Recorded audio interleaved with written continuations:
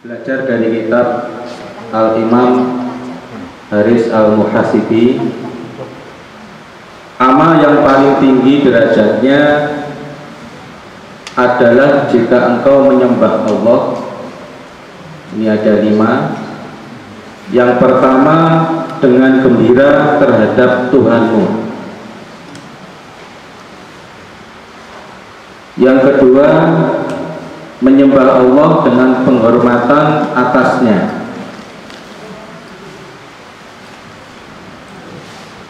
Yang ketiga, menyembah Allah dengan rasa syukur.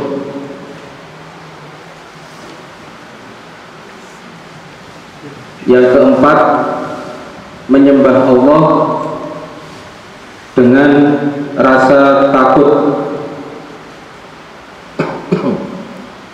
Dan yang terakhir, amal yang paling tinggi adalah menyembah Allah dengan kesabaran. Sabar.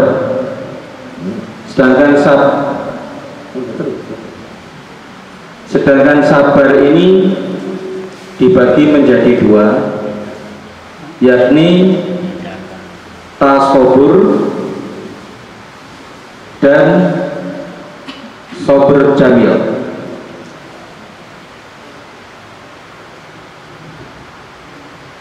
Pengertiannya, tasobur adalah upaya untuk diam yang masih disertai gelisah dan risaunya jiwa. Sober jamil adalah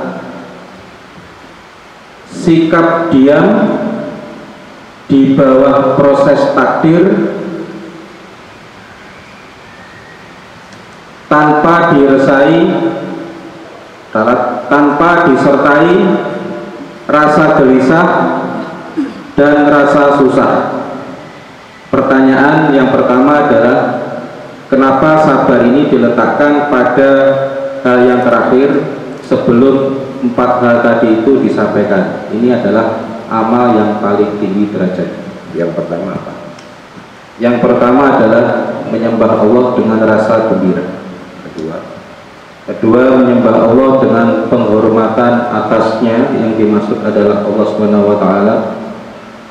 Yang ketiga, menyembah Allah dengan rasa syukur. Yang keempat, menyembah Allah dengan rasa takut. Dan yang diakhirkan adalah menyembah Allah dengan kesabaran.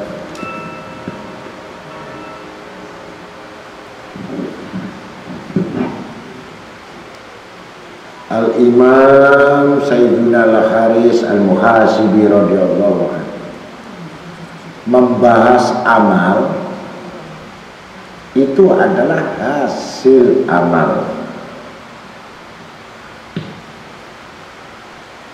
Tetapi kalau kita mengupas sebelum orang beramal, ini yang jadi masalah ini.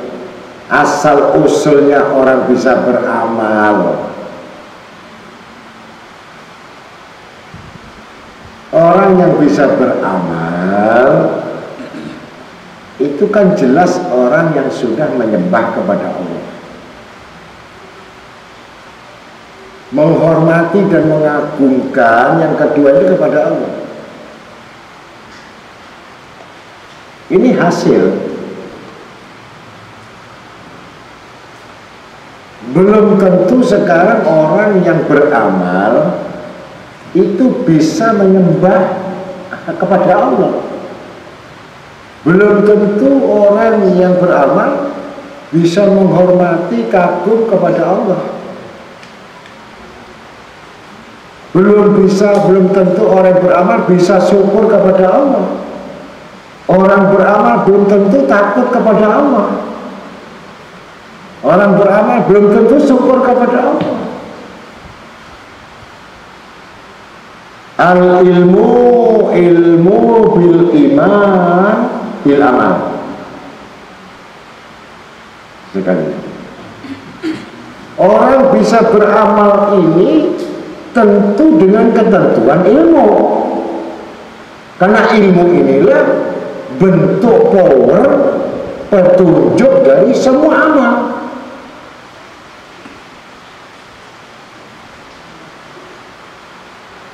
Bukan manusia yang setiap kali beramal.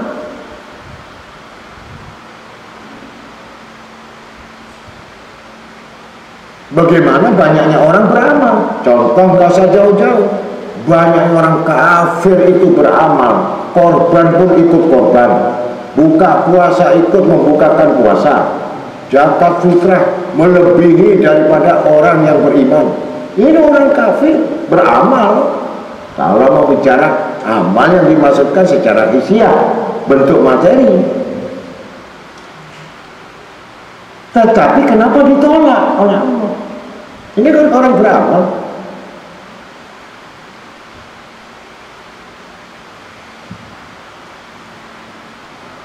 Dan saya tambahkan lagi, bukan saya melampaui daripada Al-Imam Haris Al-Muhasibi. Ikhlas belum disebut.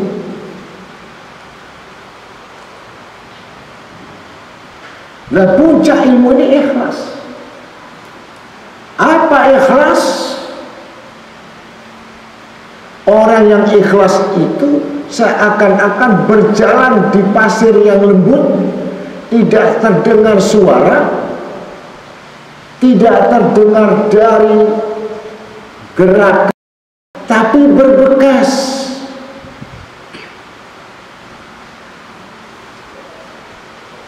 Dia tidak mengerti yang dipijak pasir tadi, bahwa itu meninggalkan bekas. Itu ikhlas.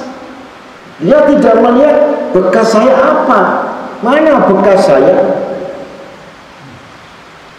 Dia jalan aja, ternyata ada bekas tapak-tapak dari perbuatannya ini. Itu ikhlas. Dia tidak tahu, tapi orang melihat bahwa itu ada bekas. Orang tidak ikhlas, maka dia lihat bekas kakinya mungkin kurang terang, gambar kakinya diusap-usap. Kalau perlu orang besar dibesarin. Bukan ada ikhlas.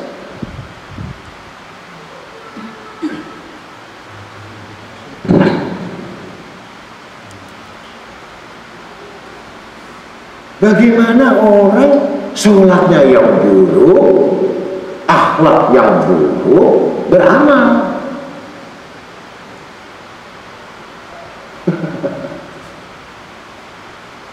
Apapun bentuk yang dimasukkan amal, ternyata itu mengandung terpaksa. Nah ini, orang beramal itu terpaksa karena itu hukum. Kalau tidak dilaksanakan, saya kena hukum. Begitu. Jadi takutnya hukum. Ya masih bagus. Ikhlas gak ikhlas, hukum. Tapi hatinya sebenarnya gak mau. Gitu.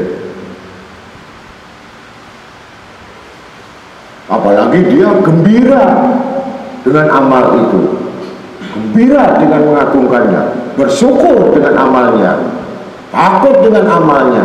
Begitu. Itu tingkatan orang yang sudah mengetahui ilmu, bukan hukum. Kesadaran hukum itu yang diprioritaskan, bukan hukum yang memutuskan. Kalau saya nggak zakat, masuk neraka. Saya nggak sedekah, masuk neraka. Nanti kalau sedikit, saya masuk neraka. Banyak nanti, banyak masuk surga. Hukum. Ini termasuk dari tingkatan-tingkatan yang tidak dimasukkan dalam muhasibi. Dia menyembah kepada neraka. Takut itu menyembah. Dia ingin masuk surga, takut dengan surga, tidak masuk surga. Bukan takut Allah. Sekali lagi, Allahu Jalla Jalaluhu wa Ta'ala sifatnya yang masuk di dalam seseorang tadi, maka timbul kegembiraannya, timbul pengagungannya, timbul rasa syukur. As-syakur masuk dalam sifat seorang mukmin. As-sabur masuk sifat itu dalam orang mukmin. Al-khawf masuk sama orang mukmin.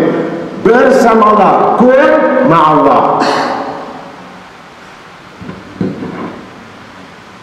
Dibalas tidak dibalas, dipuji tidak dipuji, dibenci atau dimaki. Aku sedekah bukan ingin masuk surga. Aku sedekah bukan karena aku ingin dipuji orang. Aku sedekah bukan karena itu. Itu berdasarkan al-alim bil amal. Ilmu bil amal. Al-amal wala ilm. Berilmulah sebelum kamu beramal. Jangan kamu kuatkan amal tanpa ilmu, maka kamu condong sifat-sifat yang menonjolkan semua amal itu condong untuk membanggakan diri, dan itu sifat-sifat kemunafikan. Nggak ada amal, nggak ada ilmu. Makin besar amalnya, makin besar ininya, ingin mendapatkan sesuatu prioritas bahwa dia adalah motor di dalam majelis taklim. Kalau perlu masukkan, siarkan kalau hari Jumat bahwa Pak Haji ini menyumbang 500 juta. Semua tukang becak pun tahu. Ini orang yang beramal mengantongi kantong pasir. Semakin banyak, semakin beban dan berat. Kalau tidak dibalas, maka hilang, tidak ada bekas.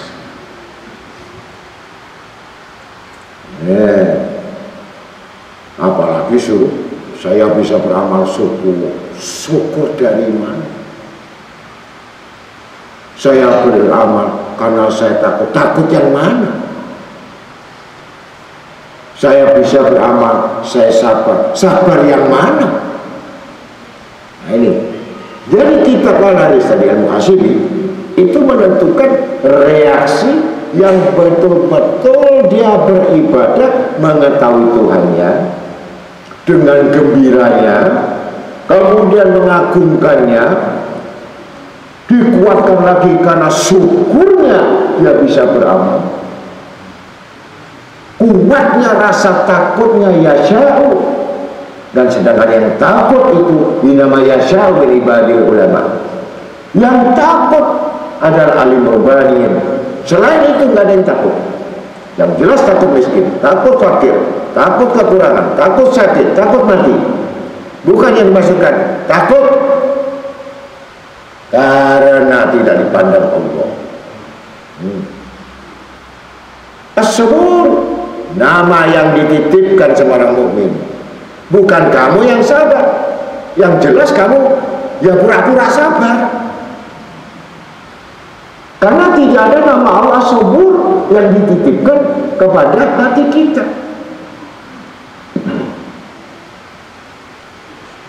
Ini perumpamaan. Bagaimana orang bisa beramal?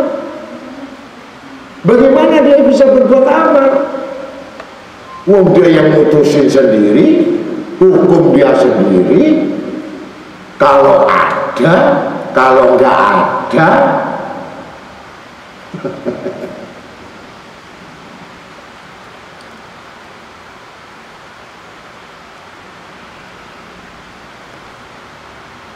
bagaimana? Misalkan kamu kasih makan sama orang, saya beramal, saya kasih makan orang, hukum itu belum beramal, supaya kamu kelihatan kamu beramal, begitu. Belum beramal. Kenapa saya katakan beramal? Amal itu yang diisi bermacam-macam keinginan yang tidak ada Allah di dalamnya. Amal apaan?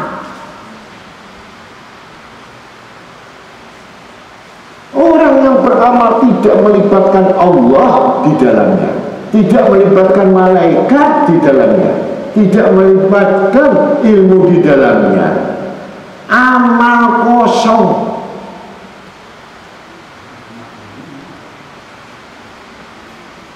Ini yang disebutkan kenapa habis sholat ada kalimat tauhid.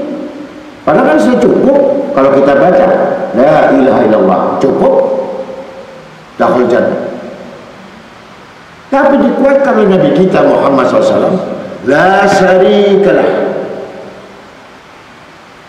lahul mulku wal hamdu yuhyi wa yumitu wa huwa ala kulli syai'in qadir. Siapa yang syirik? Kamu sudah sholat, kamu sudah menyembah Allah, kamu sudah beramal, tapi kenapa kamu baca? Ini yang bahaya syirik khafi, syirik yang tersembunyi ini. Bukan syirik yang jelas, itu syirik jari, nyembah patung, nyembah pohon.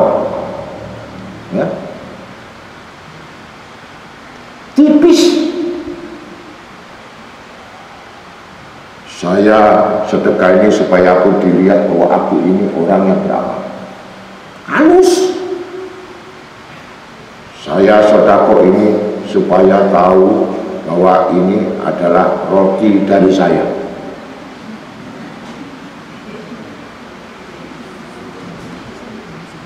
Supaya orang tahu saya nggak langsung kasih kepada panitia, saya sendiri yang bagi. Supaya saya tahu orang Irak bahwa yang bawa roti ini adalah saya.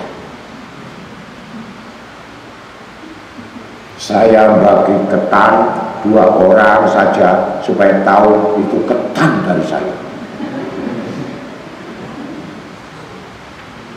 Ada dulu dalam ilmu yang menurut, bukan menurut saya, menurut Al-Imam Haris Al-Muhasibi radhiyallahu anhu, tidak disebut amal yang tidak gembira, tidak disebut orang beramal yang tidak mengagungkan Allah, tidak menghormati Allah, tidak disebut orang beramal yang tidak syukur kepada Allah, tidak disebut amal yang tidak takut kepada Allah, tidak disebut orang beramal yang tidak milik sabar terus menerus. As-sabir jamil, sabur itu indah, sabar itu indah.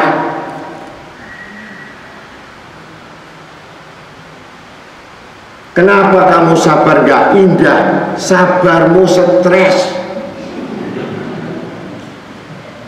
Ya pura-pura sabar, bukan sabur jamil.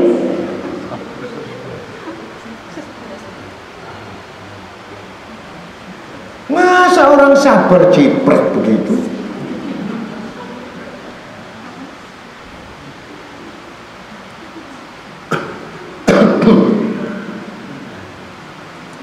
Ini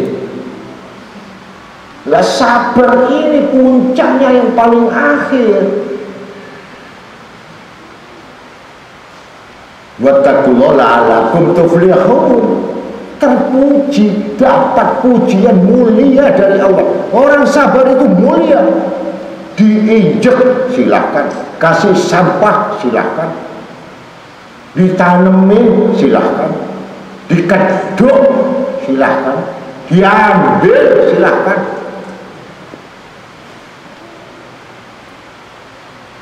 Apa? Tanah. Jadi tanah. Makanya kenapa dominan manusia ini punya daging, punya bolong, agar Allah mengingatkan kamu sabar. Karena kamu dari tanah, Jangan jadi api. Tanah akhirnya terkalahkan dengan api, maka jadi batu bata, dikeprok.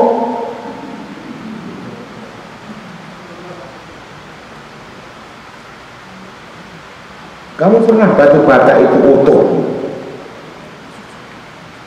waktu dinaikkan utuh turun pecah.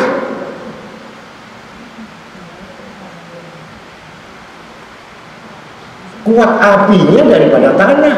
Kalau tanah diinjak, dihina, direndahkan, dikucilkan, dipinggirin, gak masalah, tidak mengurangi derajat Allah. Kasih kotoran dalam tanah, kasih sampah dalam tanah, corona masuk dalam tanah, mayat busuk masuk tanah, silahkan kau masukin apa saja kata tanah. As-sumur jamil. Ada tanah ngomong, aku kok. Ini yang repot. Amal apa aku kok itu? Orang beramal aku kok. Kamu nggak tahu siapa saya. Kalau dia sendiri nggak tahu, apalagi orang lain.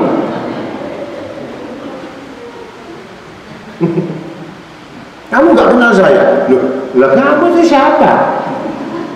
Oh, dia saja nggak kenal, apalagi saya, kamu sendiri nggak kenal. Paham? Ya saya paham, tapi nggak paham betul. Ini satu ruang. Seorang tidak alim, udah, tapi amalnya luar biasa, ibadahnya luar biasa, masih muda lagi, ya, bisa mengalahkan syahwatnya, bisa mengalahkan nafsunya, tidak pernah mandang maksiat,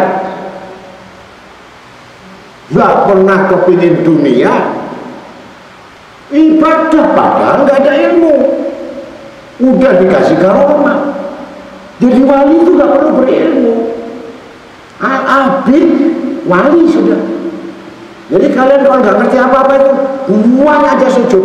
Kalau perlu kedok kuburan, sembahyang di kuburan.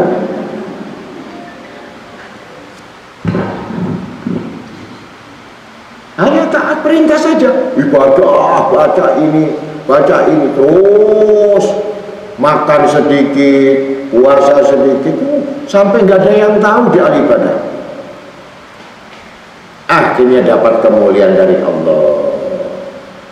Loh, itu sudah ibadah, dapat petunjuk dari Allah. Membenci syirik.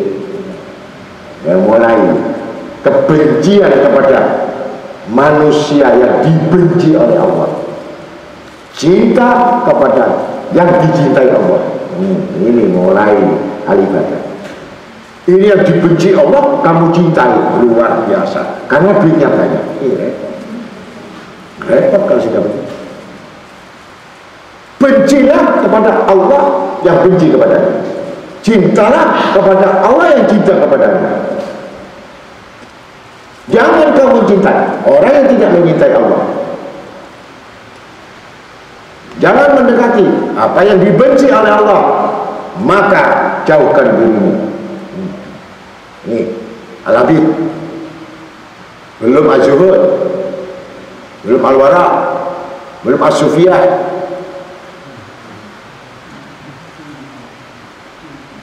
Masih al-abid, ahli ibadah, ahli ibadah.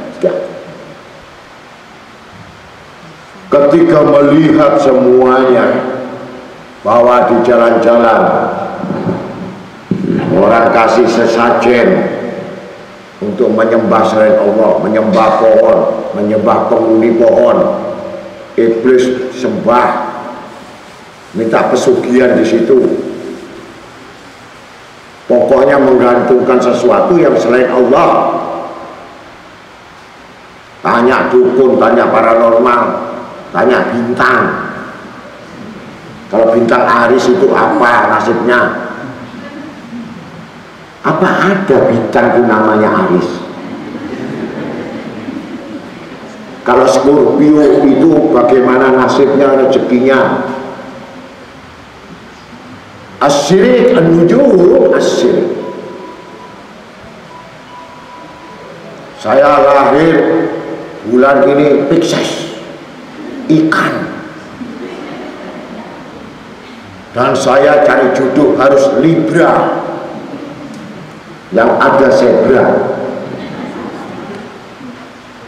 Ini sudah syirik, dosanya nggak diampuni dengan nujum-nujum ini.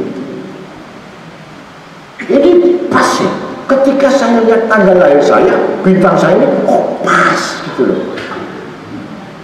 Sampai begitu saya tanya itu, dipaskan. Ini adik-adik marah kepada orang-orang nujum, orang yang syirik, yang menyembah selain Allah. Menyembah.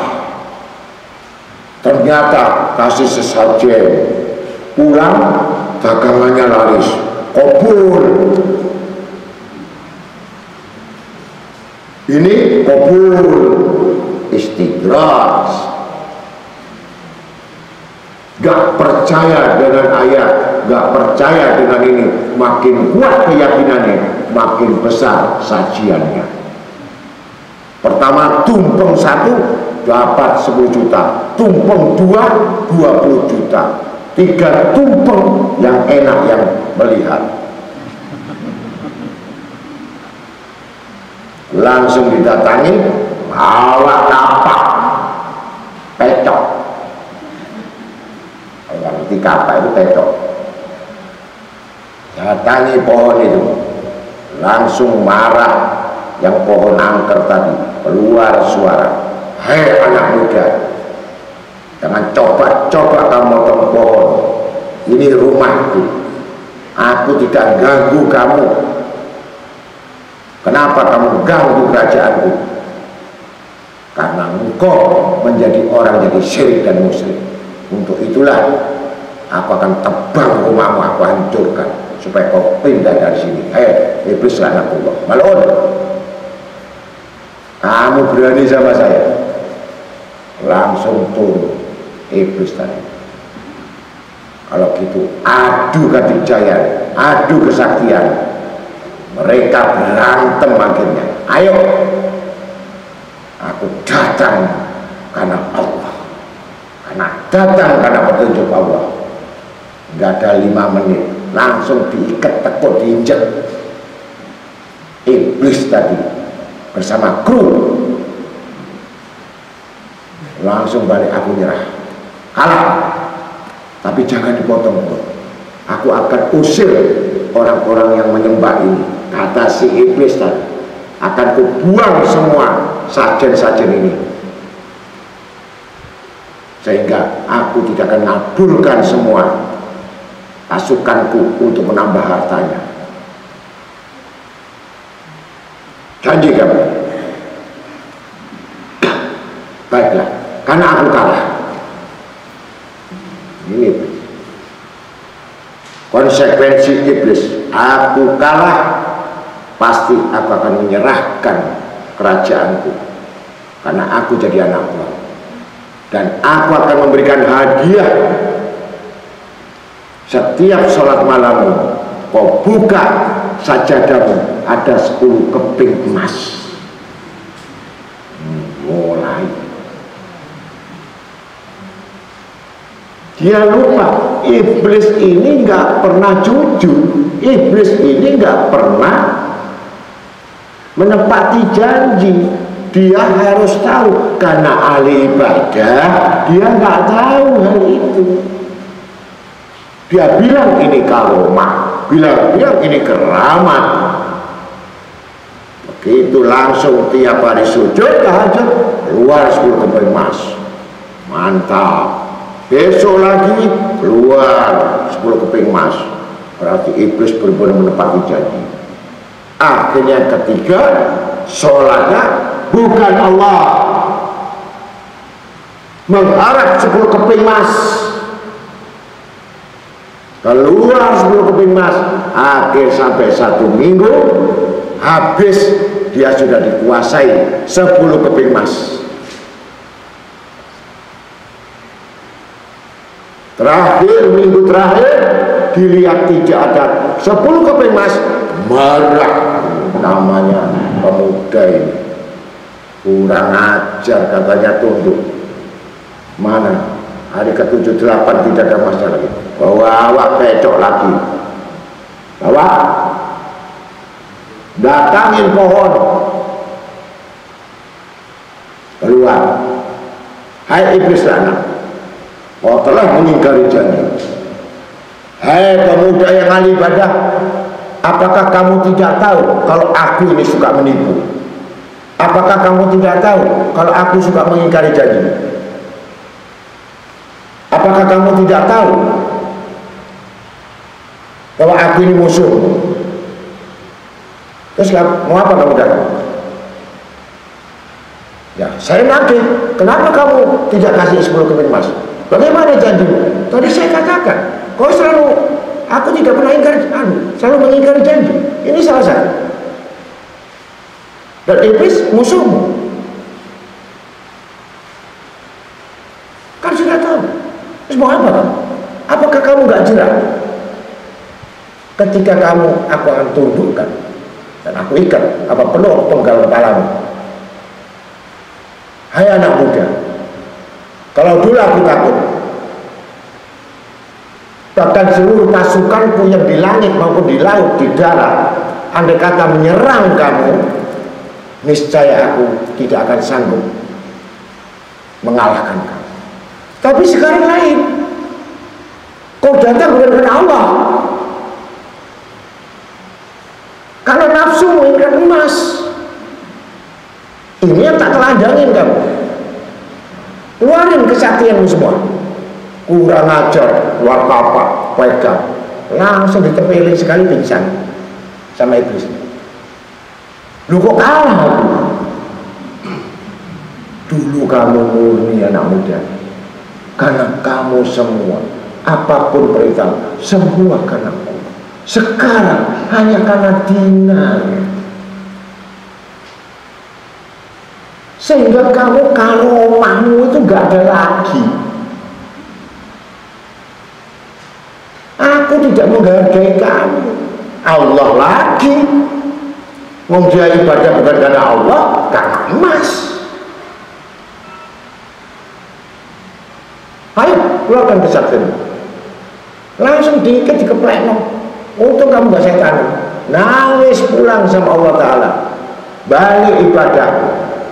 Hai anak muda, kau sudah terlanjur, hatimu sudah kau letakkan cinta pada dunia, dan tidak gampang untuk mengembalikan lagi bahwa kamu untuk aku, kata. Menyesal demi menyesal, tiada guna penyesalan. Mengulangi lagi yang kelihatan iblisnya, mengulangi lagi kelihatan dinar emasnya, mengulangi lagi ingin karomahnya lagi. 3 hijab sudah ada pada pemuda yang tadi karena Allah, sekarang lain bukan karena Allah. Bagaimana kamu ingin mulia? Bagaimana kamu akan tinggi kedudukanmu? Bagaimana Allah akan tinggikan kamu? Kalau sekarang itu beda.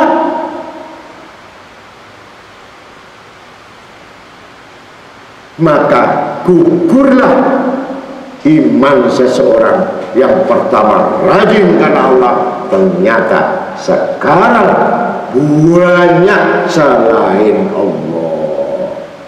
Ini orang yang tadi condong kepada amal, pasti condong kepada sombong. Condong kepada amal, pasti cinta pada dunia.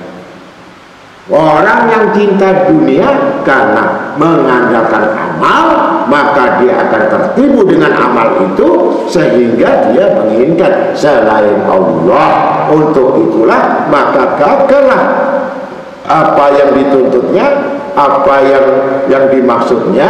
Maka doa yang menjadi timbul banyak kesalahan anak cucu Adam ini, dikuatkan tauhid la ilaha illallah wa la syarikalah lahul mulku wa lahul hamdu wa yumiitu wa ala kulli syai'in qadir 10 kali subuh, maghrib 10 kali untuk menguatkan syirik khafi.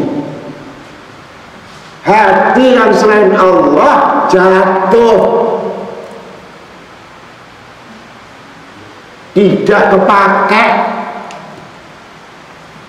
Walau karena ibadah yang 1000 rakaat yang diawali, walaupun puasa siang malam, itu sudah selain Allah. Tadi riwayat itu sudah dikatakan dalam kitab Kamil Ghafilin atau Duratul Nasih. Seorang ahli ibadah bukan ahli ilmu. Maka ahli ilmu ditakuti iblis, tidurnya ditakuti, setan takut. Tapi ahli ibadah, setan itu lebih suka dengan orang beramal. Banyak luputnya, banyak salahnya, banyak kelirunya, gampang godaannya. Itu ahli amal, bukan ahli ilmu. Belajarlah ilmu untuk melaksanakan amal. Jangan banyak amal, sedikit ilmu. Niscaya kamu terjerumus, kecintaanmu makin kuat terhadap dunia. Naudzubillah min dzalik. Mudah-mudahan kita yang akhir ini, pengajian ini jadikan merupakan kesadaran-kesadaran kita, ya, sedikit ilmu, paham itu lebih baik daripada seisi dunia dan isinya. Andai kata ditimbang dengan seisinya satu ayat yang kamu paham, itu lebih utama daripada dunia isinya dan segala keindahannya. Maka itu lebih baik aku memahami satu ayat yang betul-betul kami mengamalkan, sehingga kami mendapatkan bagian-bagian itu, dan kami merasakan betapa hina dan buruknya, rendahnya dunia ini di mata Allah. Kalau sudah merasakan rendah, hina di mata Allah, kita pun punya sifat itu. Mudah-mudahan orang beriman akan merendahkan harta dan dunia itu di mata mereka, sehingga mereka mendapatkan keagungan kemuliaan yang semua dunia akan merayu kepadanya, tetapi dia tidak akan tahu. Dia akan tahu ini rayuan atau tidak. Maka itulah orang-orang yang takwa, yang dengan ilmunya dia beramal, tidak goyang, tidak terpengaruh, tidak terbawa arus, tidak berubah. Apa yang disebut dalam Quran, apa yang disebut hadis, itu bagi modal dia selamat dunia akhirat. Allahumma rabbana taqabbal minna innaka antas samiul alim wa tub alaina innaka antat tawwabur rahim. Wassallallahu alaihi Muhammadin nabiyil ummi nabiyil khalqi wa ala alihi alhamdulillahi rabbil alamin. Bismillahirrahmanirrahim wa Al-Fatihah. Bismillahirrahmanirrahim. Subhanaka wa bihamdika asyhadu an la ilaha illa anta astaghfiruka wa atubu ilaik.